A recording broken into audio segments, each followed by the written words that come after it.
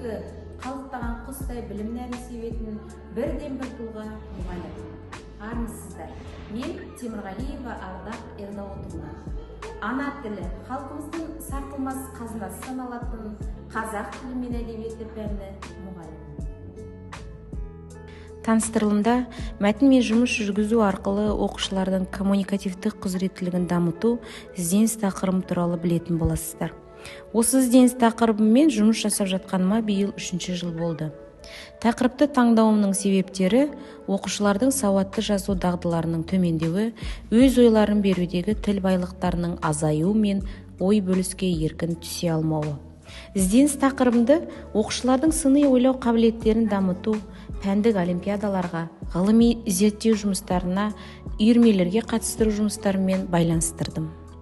Биылғы оқу жылында оқушым Кенжебаева Үнжу зерде жұмысына жылы сөздердің тілдік табиғаты тақырыбымен қатысып, аудандық кезеңде 3-ші орынды иеленді.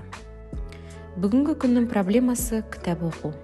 Осы мақсатта мен жетекшілік ететін мәнерлеп оқу үйірмесіне оқушыларымды қатыстыртамын.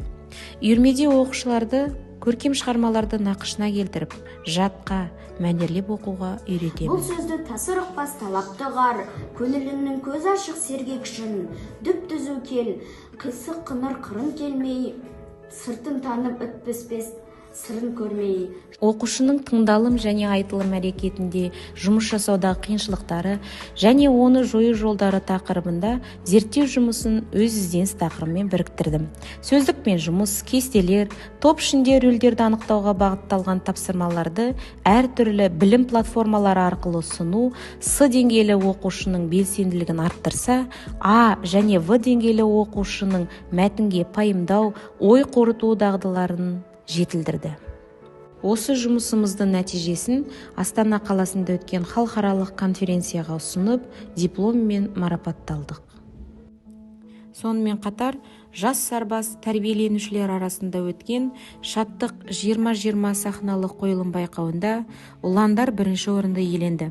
Көрсетілген қойылым Абай жолы романының қайтқанда тарауындағы бала Абай бейнесі. Аталған нәтижелерге қарай отырып, өзімнің алға қойған мақсаттарыма жеттім деп ойлаймын. Алдағы уақытта ізденіс тақырыбымен жұмысымды ары қарай жалғастырамын. Назарларыңызға рахмет.